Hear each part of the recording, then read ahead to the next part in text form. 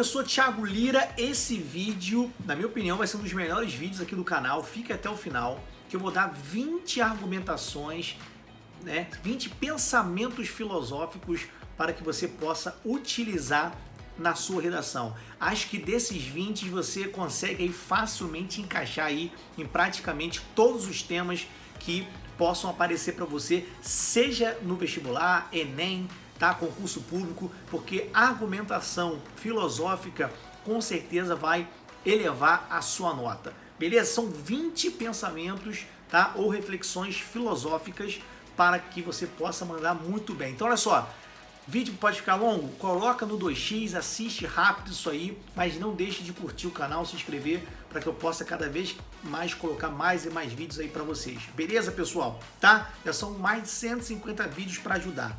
Galera, primeiro pensamento filosófico é de Sócrates, Grécia Antiga lá. Nós temos 3 grandes filósofos, Sócrates, Platão e Aristóteles. Sócrates tem 2 pensamentos que eu acho interessantíssimos. Primeiro, ele diz que uma vida sem reflexão é uma vida que não vale a pena ser vivida. Então você consegue encaixar em vários eixos temáticos ligados à ética, à moral e por ali vai, tá? Uma vida sem reflexão é uma vida que não vale a pena ser vivida. Esse é o pensamento socrático. Segundo, Platão e o mito das cavernas. Se você não sabe, bota no Google. O mito das cavernas é um mito que Platão vai escrever, uma alegoria, mostrando realmente a busca pelo conhecimento, tá? Em síntese, existiam pessoas que estavam presas numa caverna e que somente conseguiam enxergar sombras de uma luz exterior e achavam que aquilo ali era realidade, era a verdade. Quando um deles consegue se soltar, eles estavam presos, consegue sair da caverna e perceber que aquilo tudo nada mais é do que apenas sombras, tá? E esse seria o verdadeiro filósofo, aquele que sai e busca o conhecimento e a verdade. Essa alegoria da caverna você consegue colocar em vários lugares. Por exemplo, essa busca pelo conhecimento, o que é verdade, o que a sociedade nos prega como verdade, ou será que tudo são apenas sombras? Tudo bem? Você ainda pode fazer o link com o seguinte: quando essa pessoa sai da caverna, na alegoria das cavernas, tá? Que Platão coloca ali no diálogo de Sócrates com Glauco, ele volta para contar para os seus amigos da caverna que, olha, vocês estão vendo somente sombras e tal, e ele é morto, tá? Vocês podem aí, por exemplo, fazer o link com vários personagens históricos que foram mortos por tentar falar aí a verdade, buscar realmente conhecimento ou buscar a luta por direitos e por aí vai. Tá bom, pessoal? Então, segundo, alegoria das cavernas. Beleza, pessoal? 3, Aristóteles. Aristóteles, no seu livro, A Política, ele fala que o ser humano é um animal político. O ser humano é um animal político, zoopolitikon, em grego. O que é o animal político? É aquele que precisa viver em sociedade.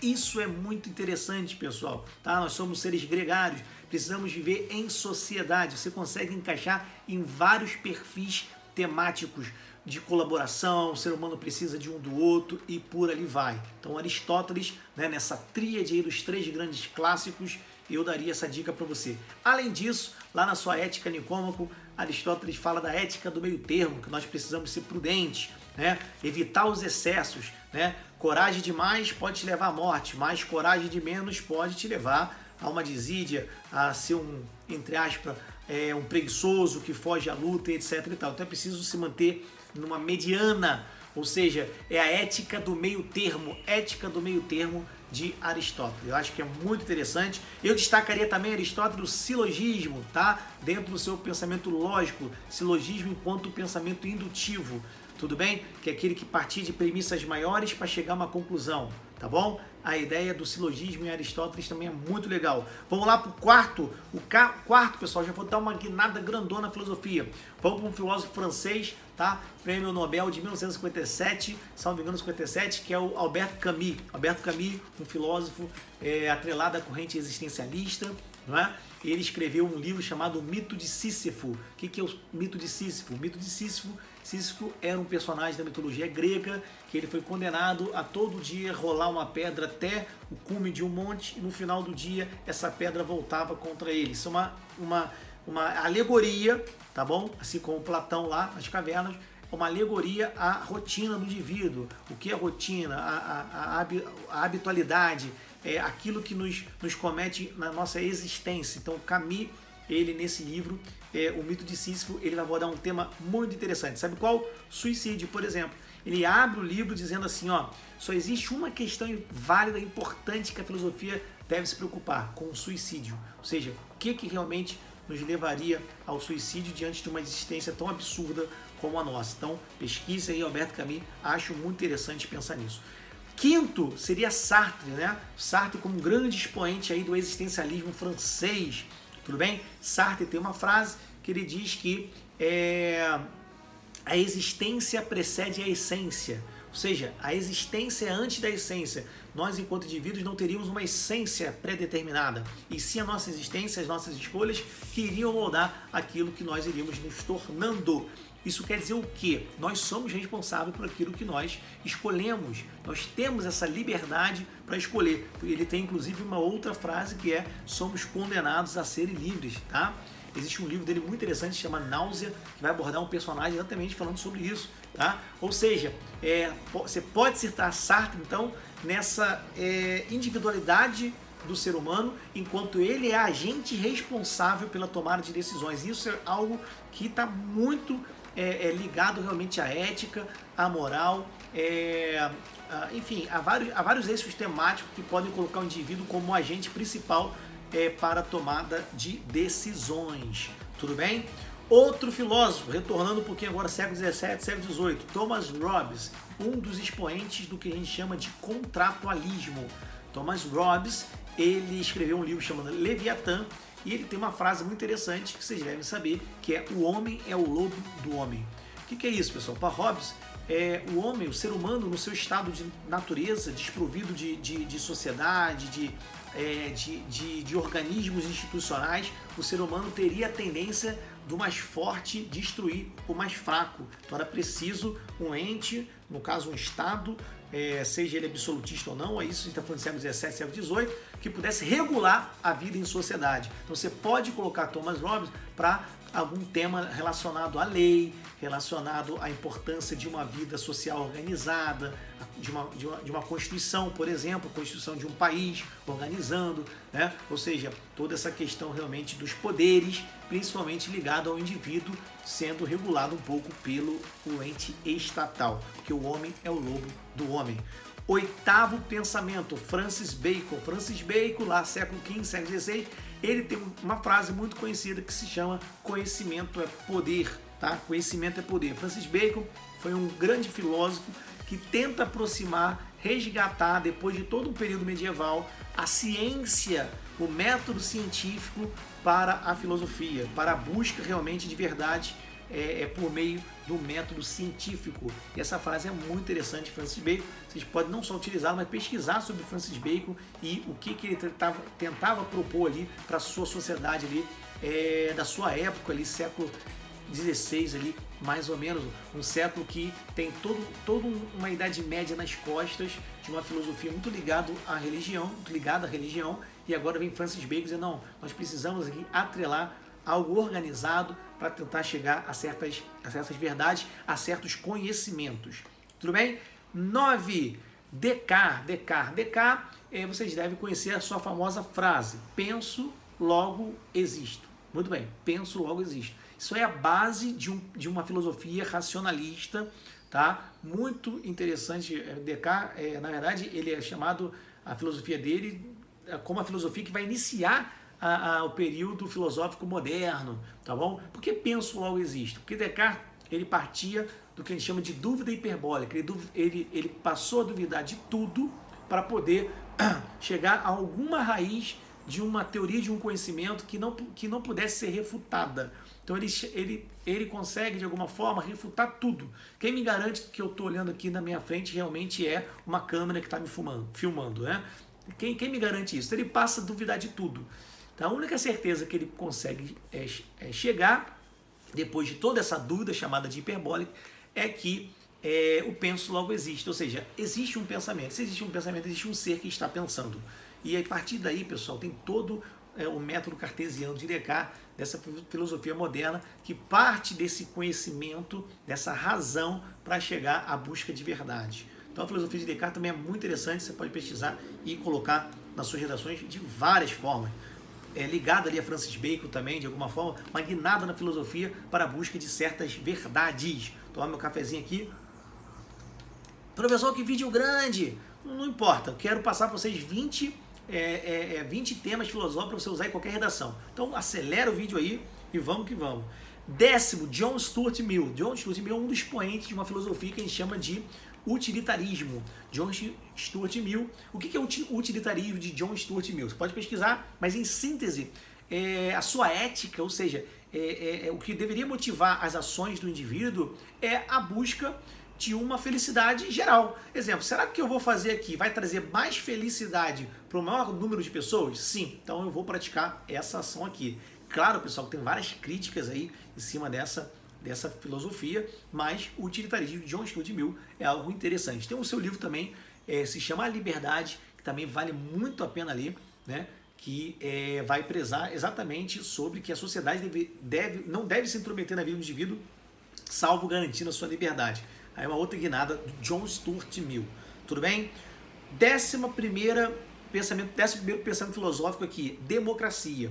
Democracia está na moda, demo, né? Povo, cracia, poder. Vocês precisam pensar, e esse é um pensamento aqui do 11ª dica, o que? Na democracia de Atenas. Né? Atenas é considerado o berço da democracia. Claro que não é essa democracia do século XXI, existia escravidão, a mulher infelizmente era renegada, né, com raríssimas exceções, mas de alguma forma as decisões eram tomadas na praça pública, então existia uma descentralização do poder. Claro que a gente está falando de algo muito ainda prematuro, mas vale a pena pesquisar sobre a democracia de Atenas para você fazer um link com algum tema do século XXI ligado à democracia, ligado às instituições democráticas aí que nós estamos vivendo, que é um tema super atual mesmo. Tá bom, pessoal? 12º pensamento filosófico, Heráclito. Heráclito foi um filósofo antes de Sócrates, chamado de pré-socrático. Heráclito, assim como os outros filósofos pré-socráticos, tentavam buscar o que eles chamam de arqué, que vem de arquetipo, de arquitetura, ou seja, o fundamento de todas as coisas. Lembrando que a gente está falando de um período ali, século IV, V, por ali, entre o 3 século III, século IV, mais ou menos, salvo engano, antes de Cristo. Então era uma filosofia muito ligada à natureza, à physis. Então Heráclito, para ele, o cerne realmente de todas as coisas era a eterna mudança, o fluir. E aí vem a famosa frase dele: ninguém se banha 2 vezes no mesmo rio. Ninguém se banha 2 vezes no mesmo rio. Por quê? Porque já é outro rio a passar. Da mesma forma é a humanidade, é o indivíduo, que estamos em constante mudança, tá? Cotidianamente. Tudo bem, pessoal? Então, um pensamento de Heráclito muito interessante também para vocês. 13º, Protágoras. Protágoras, um sofista, tem uma frase que se diz que o homem é a medida de todas as coisas. O que Protágoras está querendo dizer com isso?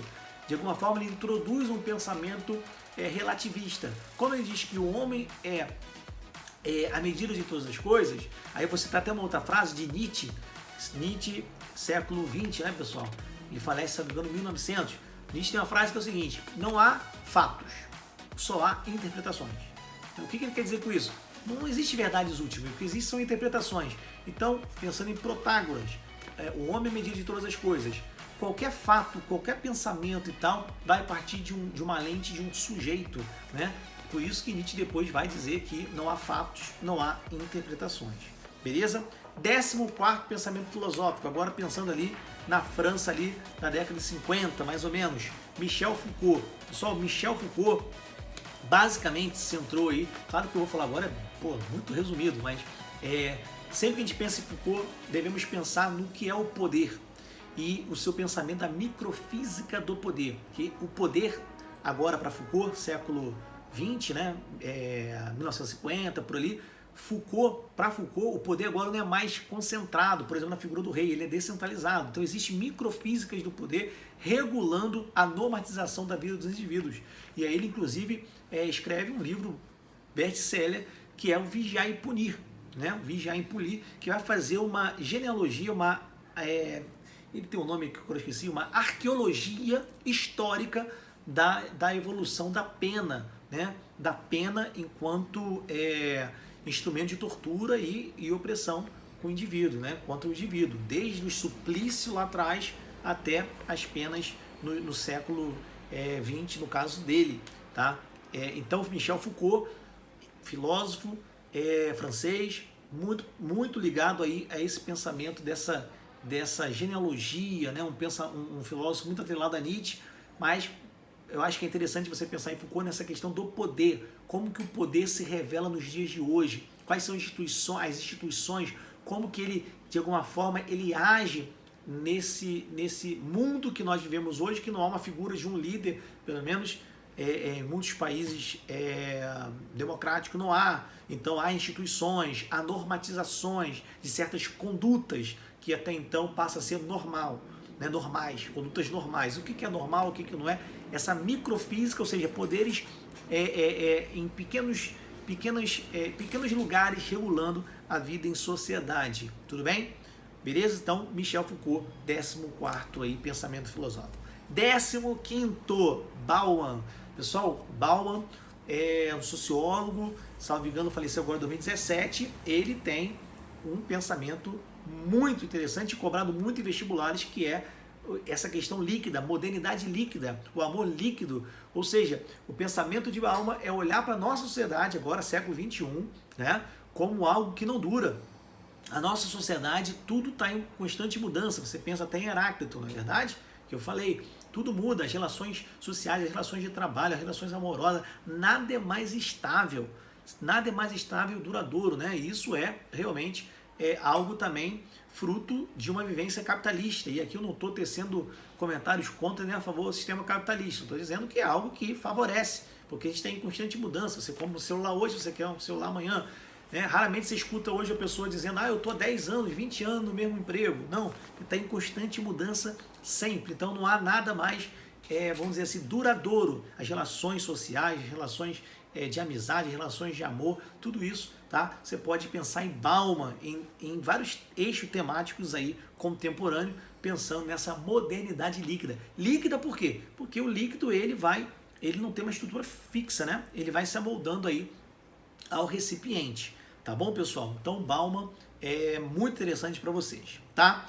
16º pensamento, Platão de novo. Coloquei aqui na minha listinha, Platão de novo.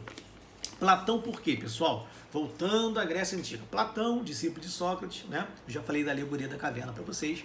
Platão, ele tem esse pensamento que hoje a gente chama de amor platônico. Já vou falar. O que é isso? São as idealizações do indivíduo, né? Muito utilizado também no mundo contemporâneo, né? Você vê uma propaganda, caramba, se eu tiver aquele carro ali, se eu fizer aquela viagem, eu vou ser feliz. Essas idealizações, de alguma forma, você pode fazer um link com o que a gente chama na filosofia platônica de um mundo das ideias.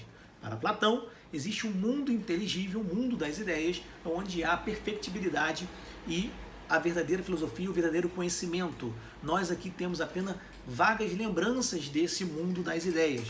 É assim que começa a filosofia platônica aí, que vai ter toda uma derivação histórica. E aí, você pensando nesse eixo temático aí de algo ligado a consumo, nos dias de hoje, você pode pensar nesse platonismo, tá bom? Nesse platonismo aí, sempre pensando em algo perfeito, né? Se eu tiver aquela amada, minha vida resolveu. Se eu tiver aquele carro, eu tô feliz, né? Essa busca pela felicidade também como algo que vai ser palpável e tudo mais, pensando, fazendo um link com esse pensamento platônico. Pessoal, o filósofo francês agora, Voltaire. Voltaire escreveu várias obras, mas eu queria dedicar aqui alguns segundinhos à sua teoria da tolerância, tudo bem? Pesquisa lá no Google, teoria da tolerância de Voltaire, como algo interessante para os dias de hoje, nesse mundo polarizado que a gente vive, onde você vai para a internet e você escreve um pensamento e alguém já vem em cima de você e você está errado e o outro está certo, e ele está certo e você está errado, e aquela coisa de atacar um ao outro simultaneamente, instantaneamente, 24 horas por dia, você acorda bombardeado de zap, etc., porque não há a tolerância, essa alteridade, se colocar no lugar do outro. Pesquise a filosofia da tolerância de Voltaire, muito interessante. A 18ª, pessoal, que eu destaquei aqui é o silogismo de Aristóteles, que eu já falei lá atrás, né? Falei de Aristóteles da ética do meio termo e falei de Aristóteles também do zoom politikon, que o ser humano é um ser social. E o silogismo, eu dei uma pontadinha, vou falar mais um pouquinho agora. Aristóteles foi considerado um grande sistematizador da lógica, até depois século de Aristóteles, século II, século III a.C., até Kant, século XVII mais ou menos, você tem toda uma lógica aristotélica, né? Ele escreveu vários escritos ali, foi um pleonasmo, né? Mas ele escreveu muita coisa ligada à lógica, porque diferente do seu mestre Platão, Aristóteles tinha uma filosofia mais ligada à sistematização do conhecimento, pesquisas sobre botânica, pesquisas sobre a física, né? Essa física ligada à natureza, né? Não essa física que a gente conhece de Newton para cá, tudo bem? E aí eu quero falar do silogismo, que é um método, né, que parte de premissas para chegar a uma conclusão. Então, por exemplo, um exemplo clássico de silogismo é: todo homem é mortal. Sócrates é homem, logo Sócrates é mortal. Ele parte de um pensamento genérico para chegar a um pensamento mais pessoal, né? Pessoal não, mais particular. Esse é o método silogístico que cai direto aqui na UERJ do Rio, cai direto, tá? O que é o silogismo? Que inclusive é uma das estratégias de redação também, com certeza o seu professor já falou, tudo bem? Então, silogismo muito interessante, que também a gente pode pensar aqui, eu posso agregar a dialética, né? A dialética socrática de tese e antitese, que depois vai ser resgatada lá no século XVII ali com Hegel, né, filósofo alemão, depois por Karl Marx, na sua dialética materialista histórica, né?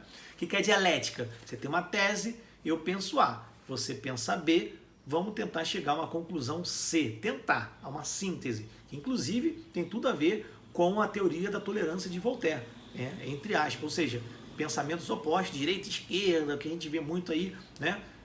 Não falo com ele porque ele pensa naquilo, ele é daquela ideologia e tal, inclusive o que a gente chama de como é que se fala? Teoria do cancelamento, né? Vou cancelar das redes sociais, coisas do tipo. Então essa dialética também é algo a ser pensado, pesquisem sobre o que é a dialética, tá?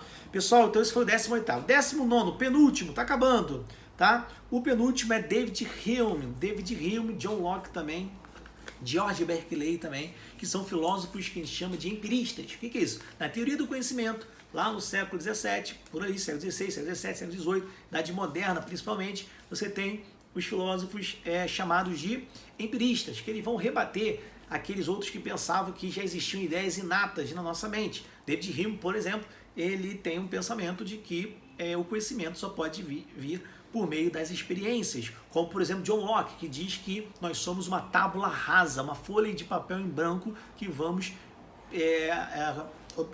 obtendo conhecimento com a nossa existência.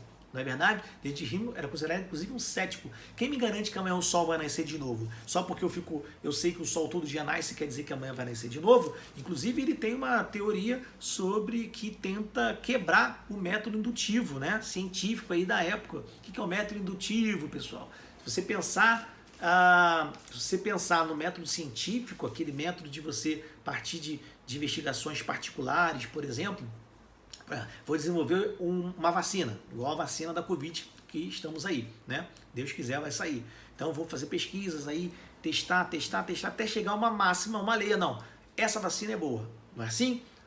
Daí que saem vários pensamentos científicos, não é verdade? E leis científicas. Não, eu testei isso, testei aqui no Brasil, testei na Europa, testei na Ásia e tal, e todos chegaram a determinadas conclusões. Então, se eu pego A, vai dar B. Certo? Se eu pego A, vai dar B. Então, sempre que eu pego A, vai dar B. Isso é um pensamento que veio a partir de várias experiências. Não é verdade? Então, o que acontece? Agora, David Hume vai fazer o seguinte. Ele vai pensar o seguinte. Tudo bem, mas eu sempre vou amanhã testar esse A e amanhã vai dar B de novo? Quem me garante isso? Há uma certa fé de que amanhã, se eu testar o A, vai dar B de novo. Entendeu? Então, é uma crítica de David Hume a esse pensamento indutivo de desse tal método científico, tá bem? Então, David Hume aí, um dos filósofos da corrente empirista, onde a busca do conhecimento era somente por meio da experiência. Tudo bem? E pessoal, eu termino com uma filósofa, tá? Que enfrentou muitos problemas na Segunda Guerra Mundial, conseguiu vir para os Estados Unidos. Pesquisem sobre ela, que é Hannah Arendt. Hannah Arendt tem um trabalho muito famoso sobre o que é o mal, sobre a banalidade do mal, como o indivíduo consegue praticar realmente um ato teoricamente considerado mal, como por exemplo tudo que foi praticado contra os judeus na Segunda Guerra Mundial. Como que alguém pode pegar um ser humano e jogar numa fornalha, vamos dizer assim. Então Hannah Arendt tem todo um trabalho desenvolvido sobre essa banalidade do mal. Inclusive é muito conhecido, né, o acompanhamento que ela fez para um jornal norte-americano de um tribunal que foi fazer todo o julgamento e condenar um ex-nazista que morava na Argentina anos depois aí da Segunda Guerra Mundial. Ele foi capturado e foi condenado, e o seu julgamento foi acompanhado por Hannah Arendt, a mando aí de um jornal norte-americano, para ela escrever ali dia a dia o julgamento. E ela tentou chegar nos seus escritos a como que um ser humano pode praticar realmente o mal. Então, questões aí de ditadura, de ideologias movidas para um certo mal, e essa banalidade do mal que o ser humano pratica todos os dias, você pode encontrar na filósofa Hannah Arendt. Tudo bem, pessoal? Então, olha só, 20 pensamentos filosóficos. Esse foi o vídeo mais longo que eu já gravei para o canal. Entretanto, estou muito feliz, tá? Porque eu tenho certeza que desses 20, se você pegar aí, sei lá, 5, 10, pesquisar e trazer para o seu patrimônio cultural, né, de estudo, e jogar na sua redação, vai ser muito bom para você. Tudo bem, pessoal? Então, se você ainda não se inscreveu no canal, se inscreva no canal, curta o vídeo e vamos que vamos. Um grande abraço para vocês.